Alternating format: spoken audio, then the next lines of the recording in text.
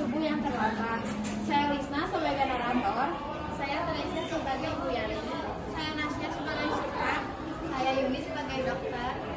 Saya Rian Jalani sebagai perawat Tony.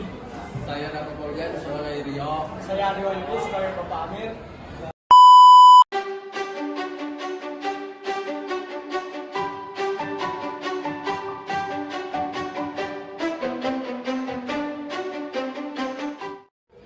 Selamat pagi semuanya. Di era serba cepat ini, begadang seolah menjadi gaya hidup. Tapi, tahukah kalian, di balik layar laptop yang menyala, hingga dini hari, banyak bahaya kesehatan yang mengintai.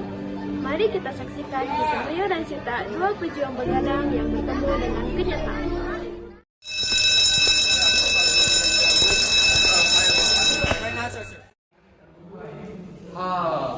Aduh, rasanya mata seperti dikasih air. Tugas kelompok ini benar-benar menyiksa.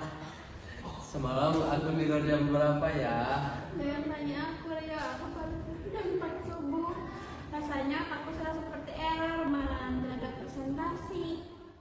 Aduh, umum ini kok makin pegang. Tiap malam begadang nyiapin nasi uduk, badan jadi remuk. Dengar tuh, ambil saja yang jual nasi uduk sudah kalah karena bergadang. Kita ini masih muda kok bisa sama. Beda Pak Amir mah cari nafkah, sedangkan aku cari kemenangan di game ini.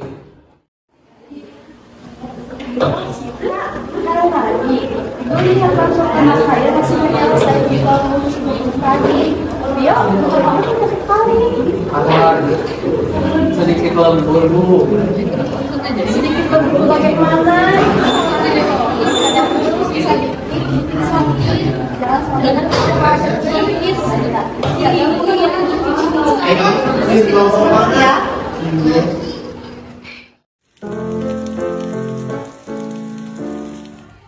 Rio, ini halaman 7 yang baru selesai.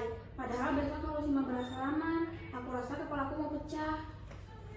Sama tak, aku sampai gak tahu barusan nulis apa. Hurufku miring semua, seperti ular capek.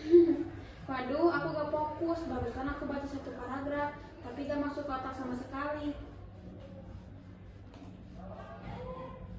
Kopi lagi. Kalau nggak minum ini, aku pasti tumbang. Kamu itu kalau ngantuk kopi, kalau stres kopi, kalau galau kopi, kalau hidup berat kopi. Kamu pikir kopi itu ibu peri? Kalau ada ibu peri, aku pasti minta tugas ini selesai sendiri. Mata aku udah kayak lampu redup. Aku mau ambil buku catatan di rak.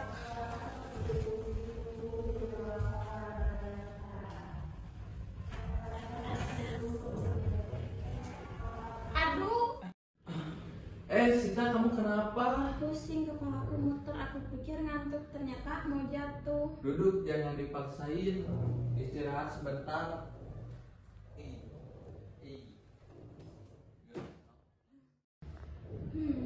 Ria, aku merasa aneh, badan lemas, kepala berat, jantung deg-degan. Apa begini karena begadang terlalu sering? Mungkin iya. Jujur, aku juga pusing. Baru sadar, tulisan aku salah semua sampai nulis guru sebagai guru kerupuk. Aduh, lihat tuh, kita bukan produktif, malah kacau. Tak, sekarang jam berapa? Hah? Sudah subuh? Kita kerja semalaman, tapi cuma nambah beberapa halaman dan semuanya salah. Bahkan aku pun nggak sadar kalau aku nulis sambil tutup mata. Rio, ini bukan belajar namanya, ini menyiksa diri, badan kita protes. Aku pikir begadang bikin kuat. Nyatanya tubuh kita kalah. Besok atau mulai hari ini kita ubah, belajar lebih awal, tidur cukup. Betul. Kita gak mau sakit cuman karena gengsi begadang. Ayo sebelum kita tumpang di meja ini, mending tidur sebentar, mataku rasanya digaruk pasir. Setuju. Besok kita tetap bisa lanjut, tapi dengan otak yang waras.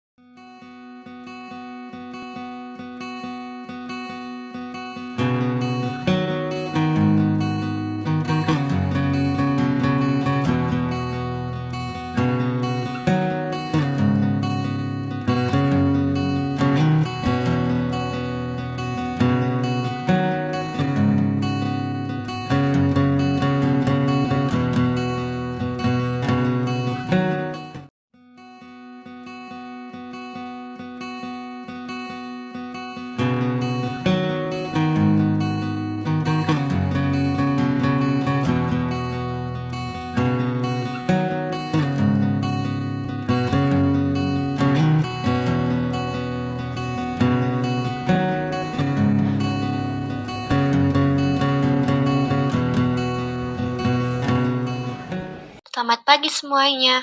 Kami dari tim kesehatan datang untuk berbagi informasi penting. Siapa di sini yang merasa begadang itu keren?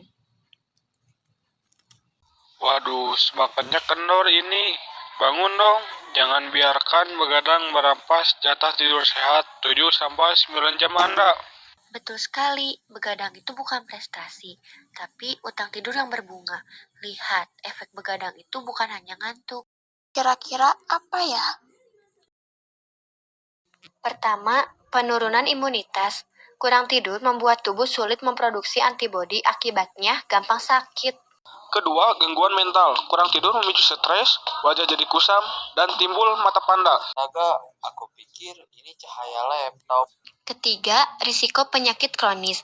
Begadang berkepanjangan meningkatkan risiko diabetes, hipertensi, tekanan darah tinggi. Bahkan penyakit jantung, hormon tubuh terganggu, metabolisme kacau. Bapak Amir, bagaimana rasanya? Badan rasanya remuk, Bu Dokter. Capek. Saya kira karena usia. Tuh kan ibu sudah bilang. Bukan hanya usia, Pak. Pola tidur yang buruk sangat memengaruhi tidur adalah waktu tubuh memperbaiki diri. Kalau waktu itu dicuri, perbaikan pun terhambat.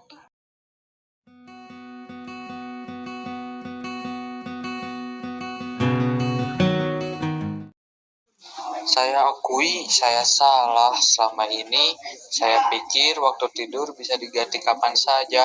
Saya akan mulai mencoba disiplin. Melihat daftar penyakit tadi, rasanya merinding. Kesehatan itu mahal. Langkah kecil yang bisa dilakukan, tentukan waktu tidur. Hindari kafein dan layar gadget 1 jam sebelum tidur. Jadikan kamar gelap, tenang, dan nyaman. Tidur 7-9 jam, dan lihat perbedaannya. Tubuh segar, pikiran cemerlang, dan wajah bebas mata panda. Saya juga akan coba tidur lebih awal.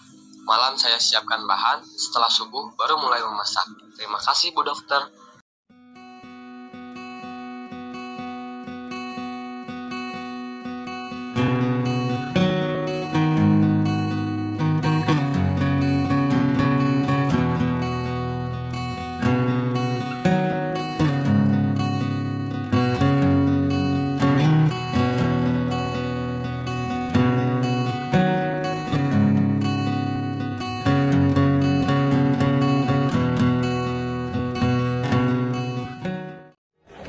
Kesehatan adalah harta tak ternilai.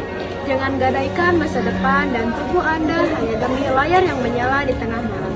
Ingat, tidur bukan pemborosan waktu, tapi investasi kesehatan terbaik. Mari kita katakan tidak untuk begadang.